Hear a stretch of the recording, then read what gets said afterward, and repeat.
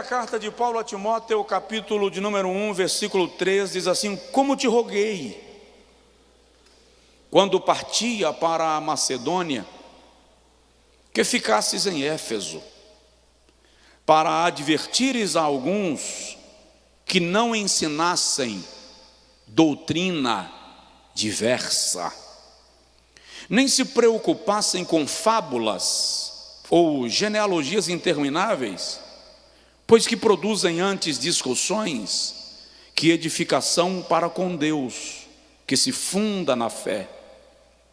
Mas o fim desta admoestação é o amor, que procede de um coração puro, de uma boa consciência e de uma fé não fingida, das quais coisas alguns se desviaram e se entregaram a vãs contendas. Algumas versões dizem discursos vãos, discursos sem fundamentos, querendo ser doutores da lei, embora não entendam nem o que dizem, nem o que com tanta confiança afirmam.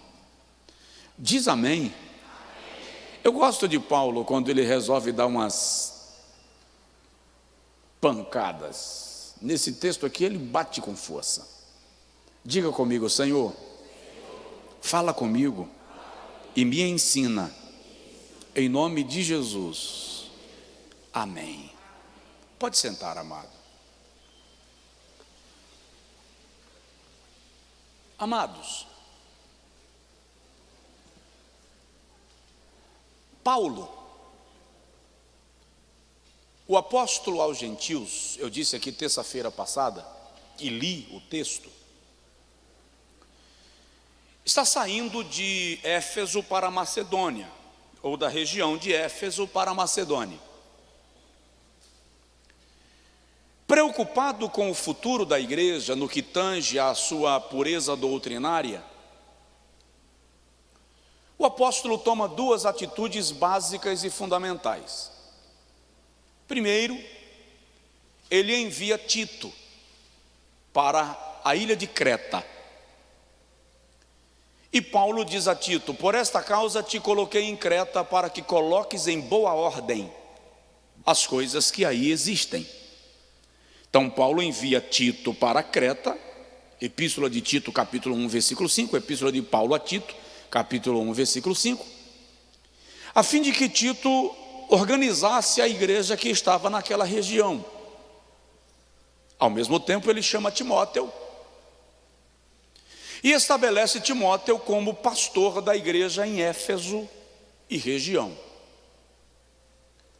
Então Paulo reúne toda a liderança da igreja de Éfeso, Atos capítulo 20, versículo 28 a 31, e diz assim: olhai por vós, ou olhai por vós mesmos, e pelo rebanho sobre o qual Deus vos constituiu bispos, para apacentardes as ovelhas que ele adquiriu com o seu próprio sangue. Por quê? Porque eu sei que depois da minha partida entrarão no meio de vós dois tipos de usurpadores da sã doutrina. Primeiro tipo, lobos cruéis, que não pouparão o rebanho. Segundo tipo, homens perversos, que surgirão dentre vós mesmos, querendo atrair discípulos após si. Paulo então diz: vigiai. Ele está falando para a liderança da igreja. E não vos esqueçais que por 3 anos e meio vos admoestei com lágrimas, de dia e de noite, individualmente, a cada um de vós. A grande preocupação do apóstolo era que a igreja não perdesse a sua referência doutrinária, a sua fundamentação na palavra de Deus. Já na prisão, porque há quem diga que aquela viagem de Paulo teria sido a sua terceira e última, já na prisão Paulo escreve 2 cartas a Timóteo. São cartas clássicas, doutrinárias, de orientação pastoral. E o apóstolo trata com Timóteo desde o cuidado que ele deveria ter consigo mesmo enquanto homem de Deus. Cuida de ti mesmo e da sã doutrina, ele diz a Timóteo isso. Trata desde o cuidado que Timóteo deveria ter consigo mesmo até os sinais que haveriam no mundo, revelando a iminente volta do Senhor Jesus Cristo. Na orientação de Paulo a Timóteo, ele admoesta aquele discípulo pastor a perseverar em aprimorar-se no conhecimento da palavra de Deus.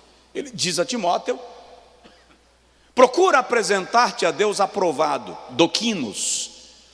Aprovado ali é o termo usado para os metais que eram passados no fogo para serem confirmados como verídicos, genuínos. Procura apresentar-te a Deus aprovado, como obreiro que não tem de que se envergonhar, que maneja bem a palavra da verdade. Paulo fala da palavra como de um instrumento, um equipamento, uma ferramenta, uma arma, uma espada, que precisa ser bem manejada para que o objetivo seja alcançado. Por isso ele diz a Timóteo: treina, procurar ali é esforça-te, se esmere. Olha para mim, deixa as bolinhas, olha para cá. Se esmere. Se cair, caiu. Bora lá, vamos receber aqui. Se esmere, esforce-se, dê o melhor de si, para apresentar-te a Deus aprovado. E quando ele abre esta carta, a primeira carta, ele começa alertando a Timóteo, seu filho na fé, seu discípulo, sobre os falsos mestres que já estavam invadindo o seio da igreja, sobretudo na região de Éfeso, considerando que Éfeso é um centro idólatra, é um centro filosófico, é um centro econômico e uma das principais cidades do mundo antigo. Então Paulo cuidadosamente orienta a Timóteo sobre estes invasores do ambiente da igreja, que ensinam aquilo que ele chama de doutrina diversa. E é interessante que ele, na admoestação que diz ou que dá a Timóteo, menciona que esses falsos mestres que ensinam doutrinas diversas se ocupam de fábulas densas e genealogias extensas para reduzir a capacidade de raciocínio de quem lhe ouve. Mas diz Paulo, no final das contas, essas discussões nada trazem de edificação para com Deus, não se fundamenta na fé. No versículo de número 5, 6, ele diz que o fim de toda esta admoestação é o amor. E muitos se desviaram desta admoestação, declarando-se doutores da lei, conhecedores da verdade, donos da verdade. Aí Paulo diz: os tais não sabem nem o que dizem, nem o que afirmam com tanta confiança. É um cuidado que ele está tendo de que a igreja precisa estar atenta àquelas, coloque entre aspas, tá? Verdades tão convictas, mas que não se fundamentam na fé. Se fundamentam em fábulas, experiências próprias, visões pessoais, axiologias, pensamentos próprios. interpretação bíblica de acordo com aquilo que eu acredito, sem seguir aquilo que de fato a Bíblia está esboçando e dizendo. E ele admoesta a Timóteo que se coloque na posição de defensor da pureza do Evangelho, defensor da pureza doutrinária, zeloso de um Evangelho puro e genuíno. O que eu quero compartilhar com os irmãos é dentro desta abordagem de Paulo, quando ele, nos versículos que se seguem, revela para nós que alguns desses falsos mestres fundamentavam os seus argumentos na lei mosaica, para convencer os seus ouvintes a atendê-los. E aí Paulo diz: a lei não é ruim, a lei é boa, se usada legitimamente, se aplicada de maneira legítima e direcionada para o fim ao qual ela foi proposta. Aí Paulo vem e diz a Timóteo, lembrando que apesar de a lei ser boa, olha bem para mim, o Evangelho é superior. O próprio Paulo se coloca numa condição de pecador, quando no versículo 17 ele diz: eu sou o pior dos pecadores. Fiel é esta palavra e digna de toda aceitação. Jesus Cristo veio para salvar os pecadores, dos quais eu sou o principal, o pior deles. Então Paulo está dizendo: embora eu tenha nascido sob a lei e conheça a lei, não é pela lei que eu fui salvo pela graça. Então ele está dizendo: não queiram impetrar a lei de volta no lugar do Evangelho, porque o Evangelho é mais amplo do que a lei. Sabe quando Neemias, Esdras estão inaugurando o templo de Jerusalém e Deus levanta o profeta Ageu e diz assim: a glória,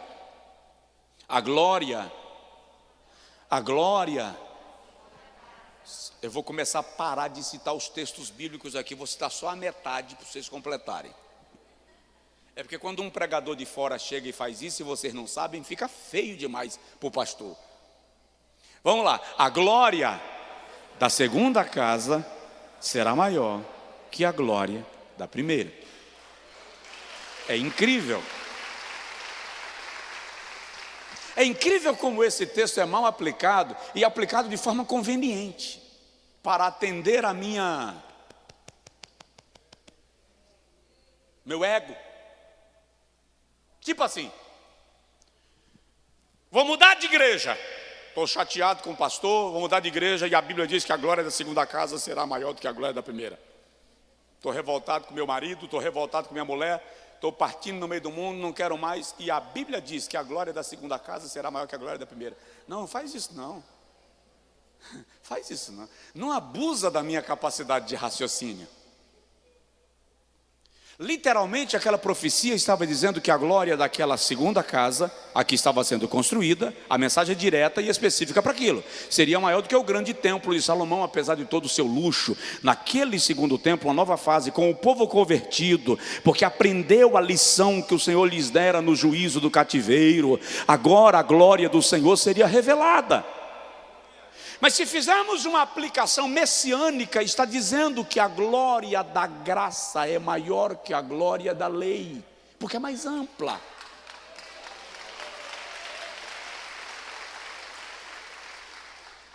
Entendeu?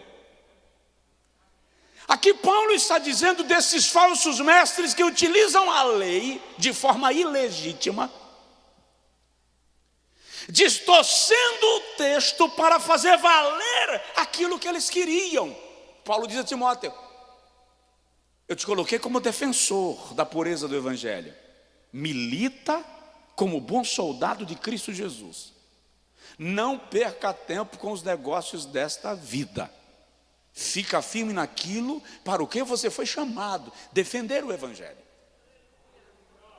A grande questão aqui é: quais são as características de um defensor da fé? Quais são os traços de um defensor da sã doutrina? Vamos lá, rapidinho, falar disso? Primeiro, conversão a Cristo. Você não pode defender aquilo que não agiu na sua própria vida. Como defender o evangelho que não operou em você? Como defender a sã doutrina se ela não é ornamento da minha vida? Estamos falando dos fundamentos do evangelho. Aos Romanos, no capítulo de número 14, versículo 7, versículo 8, deixa eu falar mais devagar aqui. Romanos capítulo 14, versículo 7, versículo 8, Paulo diz assim: se vivemos, para o Senhor vivemos. Se morremos, para o Senhor morremos. Quer vivamos, quer morramos, para o Senhor vivemos ou morremos, porque somos do Senhor. O que ele está dizendo é que a partir do momento que eu sou convertido a Cristo, não importa se eu vivi ou se eu morri, tudo isso é para Deus, é para a glória de Deus. Um indivíduo que se converteu a Cristo, presta atenção, não vive mais para si, nem morre mais para si. O grande problema desse evangelicalismo que nós vivemos hoje é a ideia de um evangelho que é inclinado a atender às minhas necessidades, os meus caprichos, e não o inverso. E eu e você precisamos entender que o céu não está inclinado a nos atender porque nos deve alguma coisa. Nós é quem devemos estar inclinados a atender o céu, porque toda boa dádiva e todo dom perfeito vem do céu, descendo do Pai das luzes. Então entenda uma coisa: o céu não te deve nada, Deus não te deve nada, a graça não te deve nada. Tudo aquilo que Ele nos dá não é para pagamento de dívida, é porque a misericórdia do Senhor é abundante e Ele nos alcança.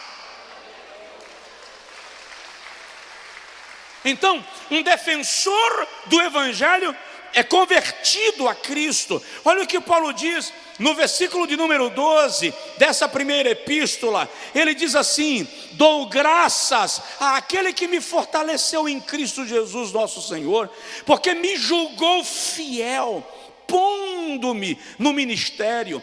Olha a segunda carta, capítulo de número 1, versículo 12. Por esta razão sofro também estas coisas, mas não me envergonho, porque eu sei em quem tenho crido. Eu sei onde a minha fé está depositada. Eu conheço Deus a quem eu sirvo, eu me converti a Ele e convivo com Ele. Lembra de Jó? Fala sério. Você lembra quando Deus diz a Satanás assim: vistes o meu servo Jó? Homem íntegro, temente a mim e que se desvia do mal. Presta atenção, íntegro ali não é de integridade. Íntegro ali é de integralidade, homem completo. Não é que Jó não era íntegro, de integridade, é que lá na frente Jó diz homem íntegro e reto. Se o Senhor fala íntegro e reto, há uma redundância, porque retidão é integridade.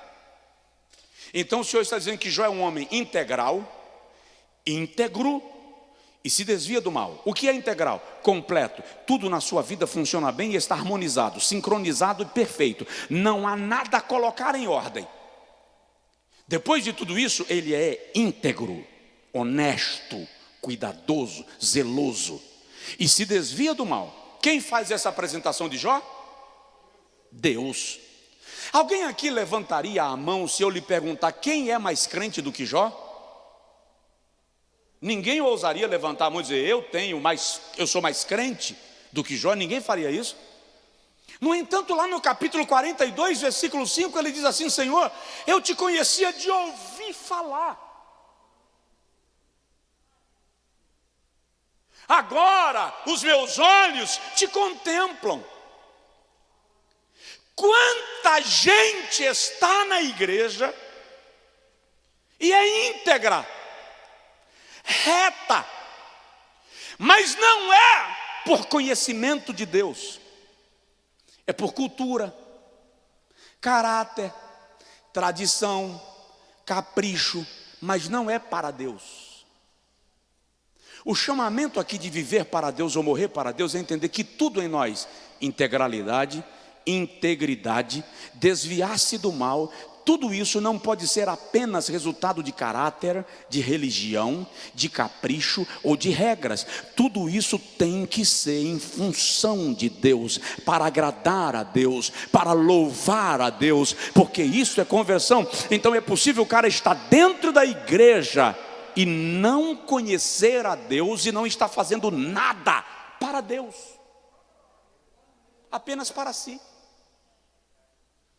Para que alguém olhe e aplauda, para que alguém olhe e reconheça, para que alguém olhe e valorize, mas Deus não está sendo glorificado. É ruim ser assim? Não, mas dá para ser melhor, dá para ser tudo isso para Deus, dá para ser tudo isso para o louvor de Deus. Isso é conversão, mudar. Converter é viver um processo de mudança, de transformação. Alguém que é defensor da fé precisa experimentar o produto do evangelho que ele prega, o resultado do evangelho que ele anuncia. Precisa ser convertido. Precisa viver dia após dia um processo de experiência de melhoramento, de transformação, de aperfeiçoamento em Cristo Jesus. E tem que viver o processo da lagarta, que se torna borboleta. Conversão não é, lá vai, não é aquele negócio de vir na igreja no dia da empolgação, levantar a mão, virou crente, mas quando o carnaval estiver perto, estão liberando tudo aí, tá? E não estão liberando tudo porque está tudo resolvido, é porque precisam justificar a realização do carnaval ano que vem.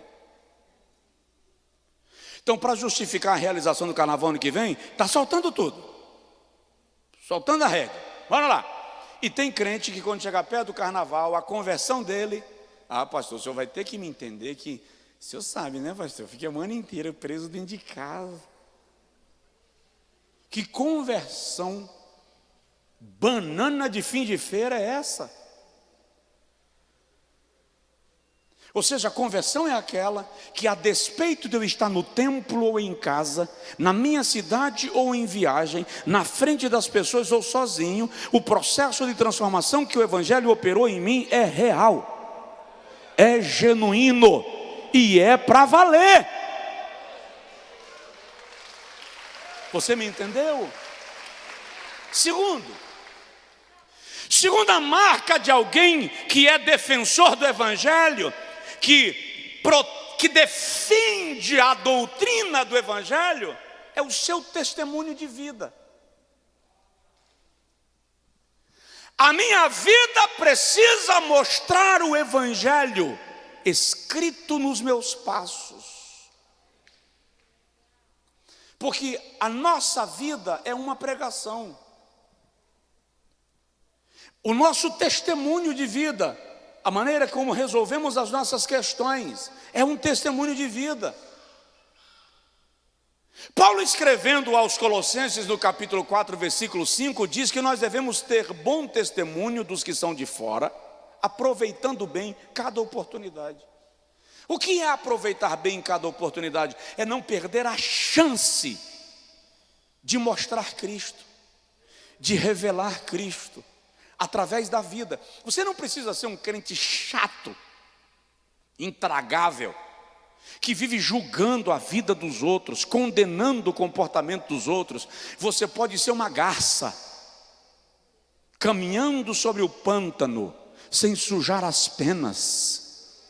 Você pode ser um navio, trafegando sobre as águas, sem que as águas invadam o convés.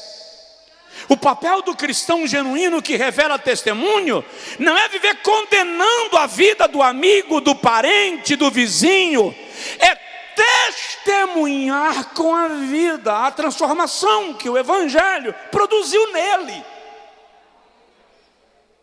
eu me afastei da minha família depois que eu aceitei a Jesus como Salvador, porque todo mundo é treva. Como assim? Num dos nossos batismos aí, tempo atrás, uma moça, eu convidei para uma reunião em particular, irmãos, que não queriam ser batizados, e deixei claro, vocês não serão obrigados. Eu só quero entender por que não. O batismo, ela teria que romper todas as amizades dela, que não fossem da igreja. Aí ela disse: pastor, eu sou nova convertida. Minhas amizades são todas fora da igreja. Sua filha, e desde quando precisa acender a luz meio-dia no verão? Deus não nos chamou para ser lâmpada com o sol quente. Ele nos chamou para ser lâmpada em meio a um mundo tenebroso. Seja luz, onde você estiver, seja luz, viva como tal.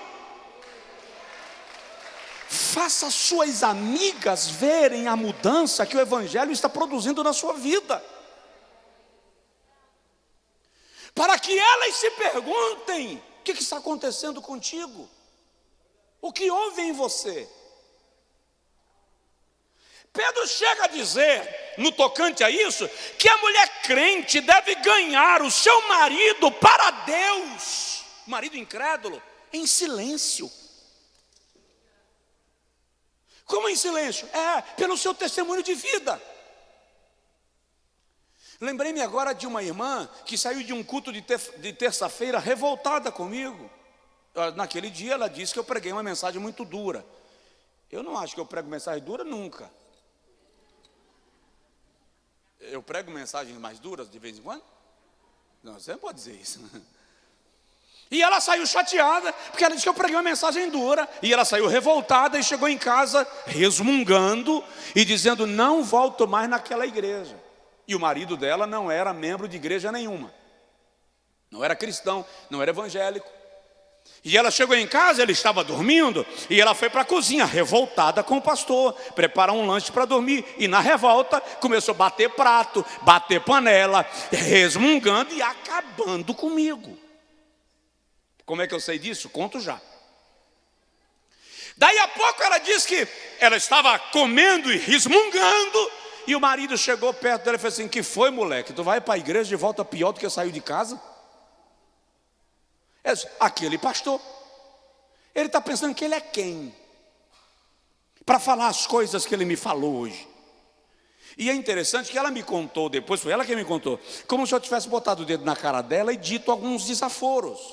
Ela estava lá recebendo a palavra, como se eu estivesse falando diretamente com ela. E o marido perguntou assim: o que foi que o pastor disse? E ela começou a repetir.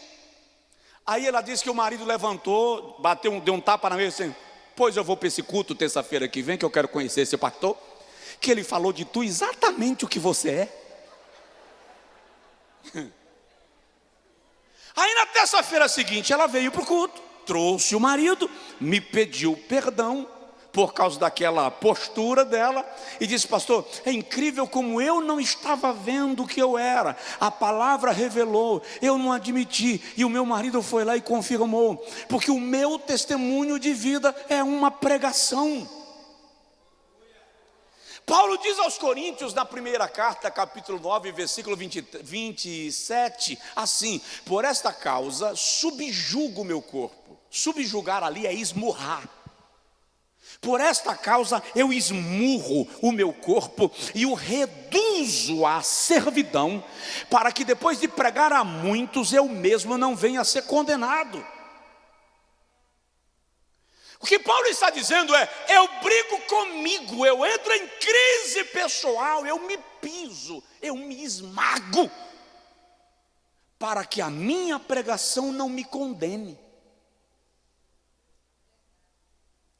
Ele está falando, eu gosto disso, e gosto de como os homens de Deus da Bíblia são diferentes dos que se consideram homens de Deus em nosso tempo. Porque o indivíduo, para se considerar homem de Deus no nosso tempo, ele precisa entrar numa redoma, se cercar de uma áurea que existe igual à linha do Equador, Só existe na cabeça dele. E fingir uma perfeição tão angelical, que ele não tem conflito, ele não tem batalha, ele não tem luta, uma perfeição. Paulo não. Paulo não sente necessidade de fingir que é anjo. Ele diz: eu esmurro o meu corpo, eu me atropelo, eu passo por cima de mim. O bem que quero fazer não faço, o mal que não quero fazer se faço. Mas faço tudo isso para no final das contas não condenar-me a mim mesmo. Ele admite uma batalha pessoal, ele admite uma batalha interior, mas ele admite uma decisão de viver para Cristo, de honrar a Cristo, de glorificar a Cristo, porque essa é a vida daquele que defende o evangelho da fé. Provoca seu vizinho e diz para ele assim: você não é perfeito, mas a sua decisão, fala com ele, mas a sua decisão é irrevogável. Vou repetir, fala com ele: você não é perfeito, mas a sua decisão é irrevogável. Depois que você entrega a sua vida a Jesus, presta atenção, quebrou a marcha ré, não dá para voltar atrás. Se você recuar, diz o Senhor, a minha alma não terá prazer nele. O justo viverá da fé, e se ele recuar, a minha alma não terá prazer nele. Provoca de novo o vizinho, fala com ele assim: não dá para desistir. Fala de novo: não dá para desistir. Fala com ele: você foi selado.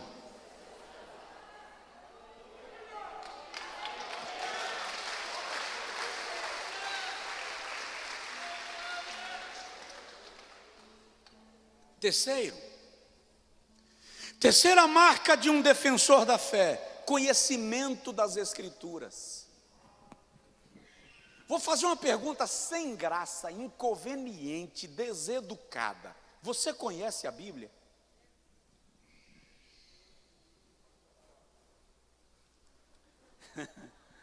Eu não estou falando de conhecer tudo, porque o poço é fundo, a corda é curta e o balde é pequeno.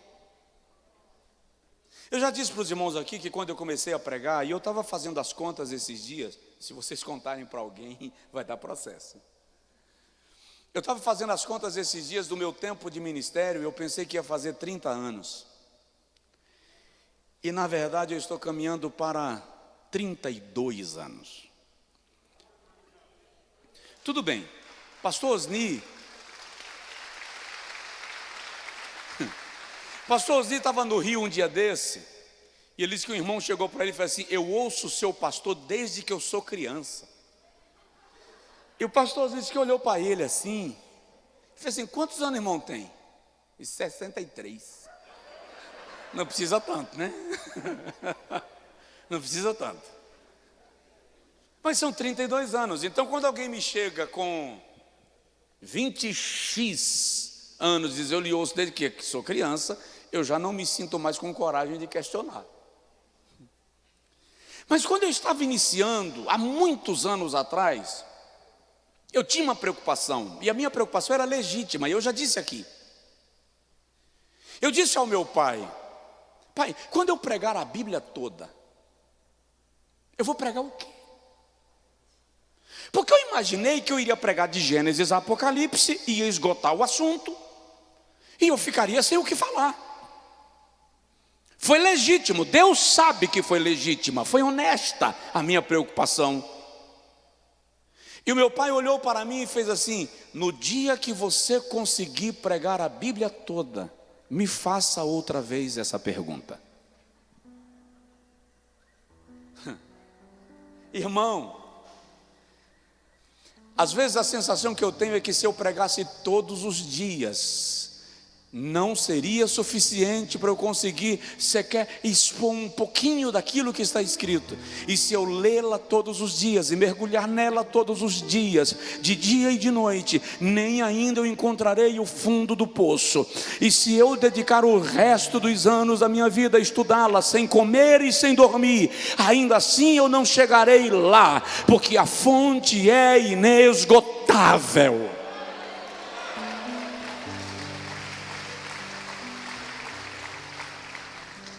Mas é preciso conhecer a Bíblia para defender a fé. É triste observar que boa parte dos crentes não sabem nada das Sagradas Escrituras. E o pior é perceber que muitos não querem saber. Eu ouvi um dia um pastor dizendo que ele não tem paciência para ler a Bíblia, porque logo os pés dele adormecem. Eu ouvi um outro dia um outro dizendo: para que tanta leitura depois de tantas formações que eu tenho? Falando da Bíblia. Salmo 119, versículo 11: escondi a tua palavra no meu coração, para eu não pecar contra ti. Satanás vem tentar a Jesus em Mateus capítulo 4. E cada lance de tentação que ele lança contra Jesus, a resposta de Jesus Cristo é: está escrito. Está escrito. Se tu és o Filho de Deus, transforma a pedra em pão. Está escrito: nem só de pão viverá o homem. Se tu és o Filho de Deus, salta do pináculo do templo abaixo, porque o Salmo 91 diz que os anjos receberão ordem para te guardar e você não tropeçar em nenhuma pedra. Jesus diz: está escrito. Tá, então eu te darei todos os reinos do mundo e a glória deles, se você me adorar prostrado só um pouquinho. E Jesus diz: também está escrito. Toda resposta que sai da sua boca está fundamentada naquilo que está escrito. Eu já citei esse texto, vou repeti-lo. Paulo diz a Timóteo, segunda carta, capítulo de número 2, versículo 15: procura apresentar-te a Deus aprovado, como obreiro que não tem de que se envergonhar, que maneja bem a palavra da verdade. Não é conhecer a Bíblia para ficar entrando em discussões idiotas. Não é conhecer a Bíblia para ficar provocando a inteligência alheia e mostrar que sabe mais. Não. Não é conhecer a Bíblia para desfazer a fé do outro. É conhecer a Bíblia para que ela te blinde, para que ela te proteja, para que ela te imunize das falsas doutrinas. E na oportunidade que você tiver, anunciar a Cristo com sabedoria e com inteligência. Olha o que Paulo diz a Timóteo na segunda carta, capítulo 3, versículo 14: desde a infância sabes as sagradas letras, que podem fazer-te sábio e entendido. Toda a escritura é divinamente inspirada, segundo Timóteo 3, 14 a 17. Toda a escritura é divinamente inspirada e proveitosa para instruir, para redarguir e para corrigir em justiça, a fim de que o homem de Deus seja perfeitamente preparado e aperfeiçoado para toda boa obra. Como defender o Evangelho? Como ser defensor da fé, se eu não sento para ler a palavra? Eu não vou numa escola bíblica, eu não vou num culto de ensino. Eu gosto mesmo, falei errado não, foi a propósito. Eu gosto mesmo é do mover. Eu gosto mesmo é quando o fogo pega. Ô vaso, ô varoa, se o fogo pegar e não for pela palavra, querida, é de palha. Se o mover vier e não for pela palavra, não é de Deus. Se a unção vier e não for pela palavra, não é do Espírito Santo. Se o avivamento vier e não for pela palavra, é apenas euforia de fim de culto.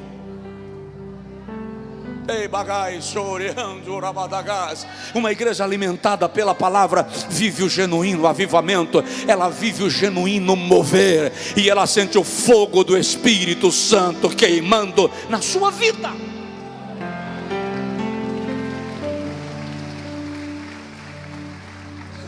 Alguém já disse que eu não sou pentecostal, que eu sou um tradicional perdido no meio dos pentecostais. Eu sou pentecostal. Agora, eu não creio no movimento do Espírito se ele não está sendo movido pela palavra, não é do Espírito. Então, conheça a Bíblia, leia a Bíblia. Já vou terminar. Quarto lugar, vamos lá, eu preciso dizer algumas coisitas. Quarto traço de um defensor da fé: não vende o Evangelho, não mercantiliza a fé. Um defensor do Evangelho não trata o Evangelho como se ele fosse um produto.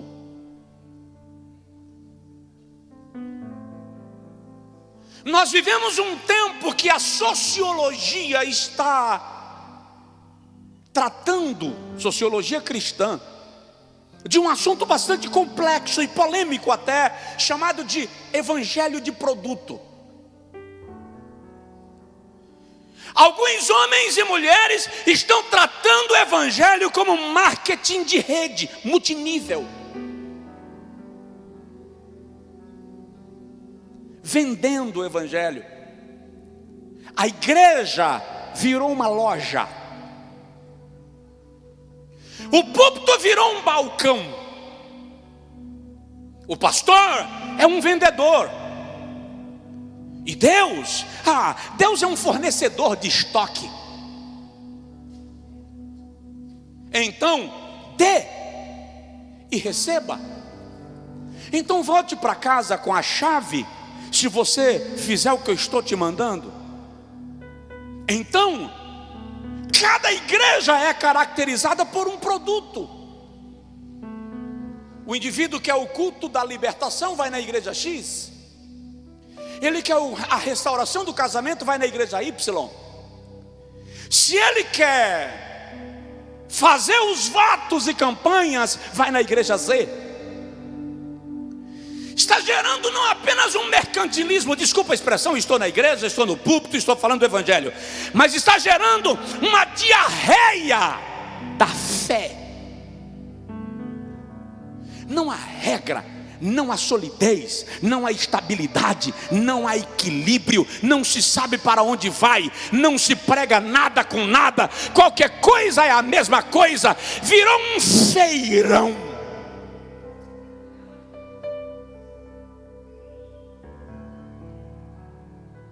Temos pessoas sem identidade doutrinária, não sabem o que são, não sabem para que vão na igreja, nem para onde vão na eternidade.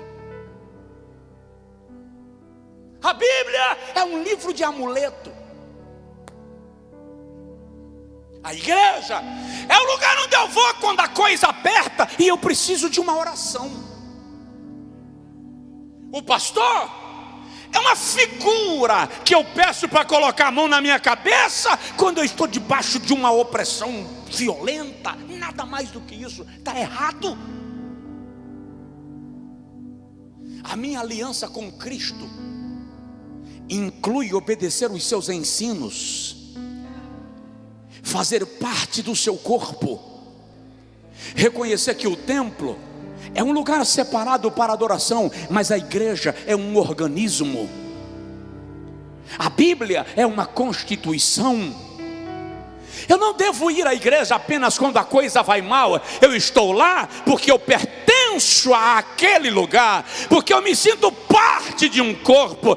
Eu não cultuo porque eu quero algo de Deus em troca, eu cultuo porque reconheço que Ele é merecedor. Eu não oferto para comprar uma bênção, porque Deus não vende bênçãos, tudo é resultado de misericórdia.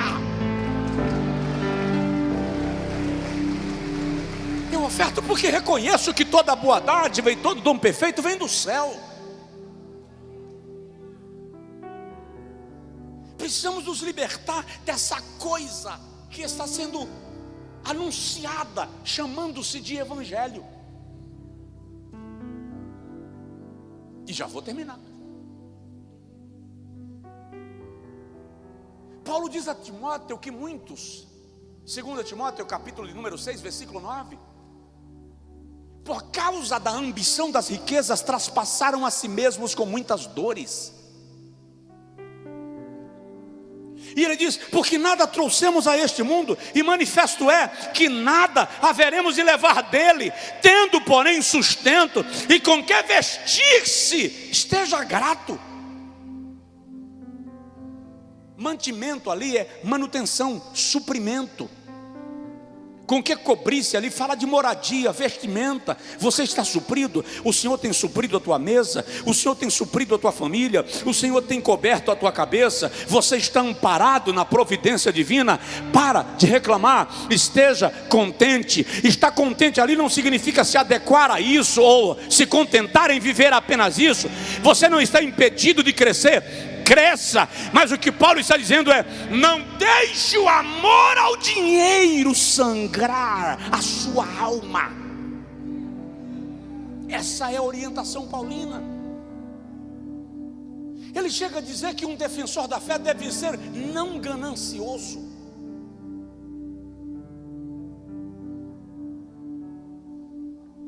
Não creio no evangelho da prosperidade, que só prospera quem prega. Eu não creio na pregação da prosperidade, que eu prospero e você não. Se é bíblico e se é prosperidade, e eu creio na prosperidade, eu sei que Deus te chamou para prosperar, para crescer. Não chamou a todos para ser ricos, nem todos serão. Ficar pregando aqui que você vai se tornar milionário em um ano, porque Deus vai fazer dessa igreja uma igreja de milionários em um ano. Vamos parar de novela. Existem homens que Deus levanta para a riqueza, outros não, mas a todos o Senhor levantou para viver em prosperidade, debaixo da sua providência. Todos prosperarão. Você vai prosperar na medida que o Senhor reservou para a sua vida. Você vai prosperar. Mas eu não posso distorcer o evangelho a troco de nada. Mesmo porque eu disse aqui semana passada, vou responder diante de Deus pelo que estou pregando aqui. Agora olhe nos meus olhos. Eu creio que Deus tem prosperidade para o seu povo? Creio. Existem princípios que regem esta prosperidade? Existem. Mas vamos aprender com as sagradas escrituras o segredo para alcançar aquilo que o Senhor reservou para a nossa vida. Penúltimo lugar, um defensor do evangelho é manso. Não confunda mansidão com covardia. Não confunda mansidão com frouxidão. Outro dia eu olhei para o meu filho e fez assim, eu perguntei para ele assim: eu tenho cara de besta? Ele disse: tem. Mas é só a cara, tá? Porque de vez em quando tem gente que pensa que essa tranquilidade que eu pareço ter é idiotice. Você é um zonzo. É não, irmão. Isso aqui é oração todo dia de manhã. Todo dia de manhã eu digo assim: Jesus, dá-me vitória sobre mim mesmo. Jesus, me doma. Não deixa eu responder como eu quero, não deixa eu fazer como eu quero, porque eu sei que todo dia vai haver um desafio. Mas uma das características de um defensor da fé é mansidão. Gálatas capítulo 6, versículo 1 diz assim: irmãos, se um homem chegar a ser surpreendido em algum delito, vós que sois espirituais, corrigiu tal com espírito de mansidão. Para corrigir não precisa gritar, não precisa ficar valente, não precisa desrespeitar, não precisa atropelar, não precisa ser na frente dos outros. Eu disse outro dia numa reunião de obreiros, eu não dou bronca num homem na frente da mulher dele, na frente dos filhos dele. E de vez em quando eu preciso falar mais sério com alguém. Mansidão é ter domínio da situação em si mesmo. O indivíduo que enfrentou a Faraó foi chamado de o homem mais manso da terra. Aquele que enfrentou a morte, o inferno e seus demônios, aquele que enfrentou o Sinédrio e o Império Romano, disse: aprendei de mim, que sou manso e humilde de coração. Eu estava atravessando a rua um dia, uma dessas avenidas. Quando eu vou atravessando, a motorista que estava parada soltou um palavrão do tamanho do carro. Foi tão alto que eu olhei. Quando eu olhei, ela fez assim: pastor Josué?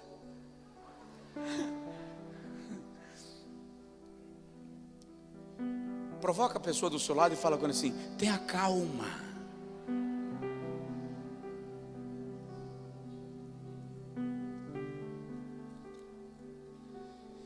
Seja manso, porque existem situações na vida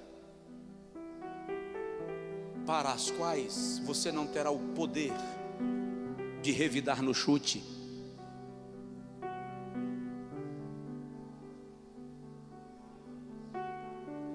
Tem situações na vida nas quais você é injustiçado. Vou parar. E você sabe que está sendo injustiçado. E vai precisar agir com mansidão.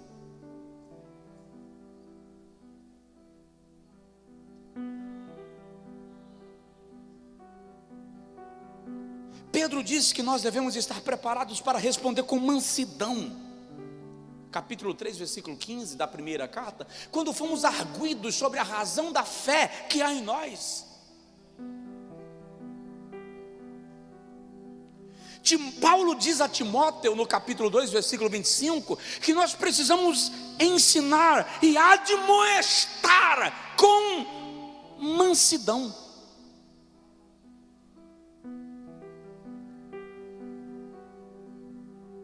Por que a gente pensa que autoridade e rispidez é a mesma coisa?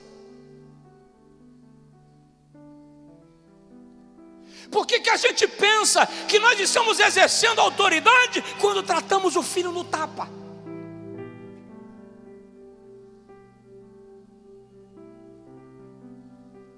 Quando a gente pode ter autoridade com mansidão. Mas pastor, isso é um equilíbrio impossível. Não é não.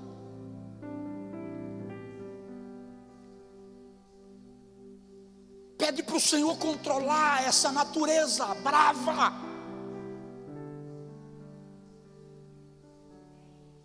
Pede para o Senhor assumir o comando.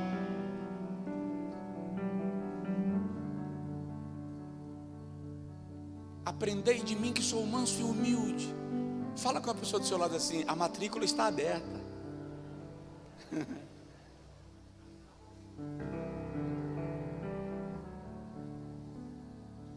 Tapa na mesa, prato na parede. chute na mulher, tapa na criança. É isso que você chama de liderança? É isso que você chama de autoridade? Na sua cabeça isso é mandar? Você não serve nem para mandar na estaca presa pelo arame farpado.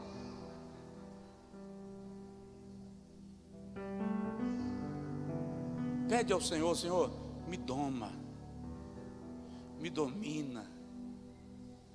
Deus não vai violar a sua natureza e a sua personalidade. Ele não violou a minha. Eu me conheço. Eu me conheço. Não me trata como idiota. Ele não violou minha natureza e a minha personalidade. Mas dia após dia Ele mantém as rédeas. E de vez em quando, a sensação que eu tenho é que de vez em quando Ele dá uma soltadinha. Para quê? Que é para eu perceber que o controle não é resultado do meu mérito, é resultado da sua presença, mantendo tudo no lugar para que as coisas funcionem dentro do seu propósito. Fica de pé, por favor. Eu vou concluir dizendo que o último traço de um defensor da fé é amor pelas almas. Eu vou ousar dizer que você não é convertido se o seu coração não ama o pecador. Crente que não tem paixão por almas não é crente ainda. Paulo diz assim, Atos dos Apóstolos, capítulo 20, em versículo 24: porque em nada tenho a minha vida por preciosa, contanto que eu cumpra com alegria a carreira e o ministério que o Senhor me confiou. Lá na frente, no capítulo 21, versículo 11, ele diz: eu estou pronto não apenas a ser preso, mas também a morrer pela causa do Evangelho de Jesus Cristo. Uma igreja que professa a fé precisa orar para que haja salvação, clamar por salvação, evangelizar o pecador, cuidar daquele que enfraqueceu, porque é incrível como a gente muitas vezes tem amor pelas almas que ainda não chegaram, mas não amamos as que já estão aqui.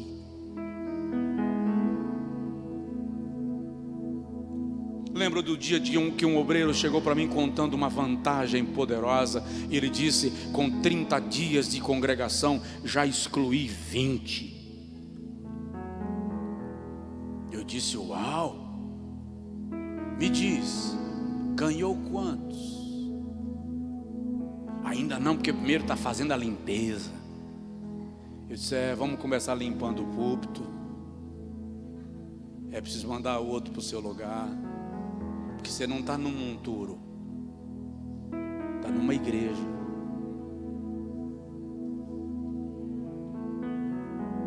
Amor pelas almas. Estenda a mão ao que caiu, ofereça as costas ao que enfraqueceu, ofereça o remédio que cura a ferida daquele que foi atingido. Ser sacerdote e levita com um coração religioso não tem utilidade nenhuma para o ferido da estrada. É melhor ser samaritano, saber descer do animal e oferecer azeite para limpar a ferida e levar para o hospital, porque o que almas feridas precisam é de cura, é de cuidado. E perto de você pode haver alguém que está precisando dessa cura, e o Senhor te deu o remédio. David Livingstone: Senhor, eu me alegro em passar fome e frio, contanto que em troca o Senhor me dê almas, porque sem almas eu não posso viver. John Knox: Senhor, dá-me as almas da Escócia ou me mata. Ludwig Zinzendorf, monge alemão: Deus, eu te dou a minha mulher e os meus filhos, para que faças com eles o que quiseres, contanto que em troca o Senhor me dê almas, porque sem almas eu não posso ficar vivo. Quero orar com você. Diga comigo: Senhor, eu quero amor pelas almas. Pai, essa é a tua palavra, e eu peço que esta palavra penetre em nosso coração, que esta noite seja uma noite de incômodo em nosso espírito por almas, que nos tornemos apaixonados pela fé, pelo Evangelho, pela tua palavra, e não nos desviemos dele em função de nada, Senhor. E se tropeçarmos, que o nosso coração esteja tão firmado no Senhor, que fora do caminho não seja estabelecida a nossa trajetória, mas sejamos trazidos para o lugar que o Senhor estabeleceu para a nossa caminhada em Cristo. Nós te clamamos assim, no nome de Jesus.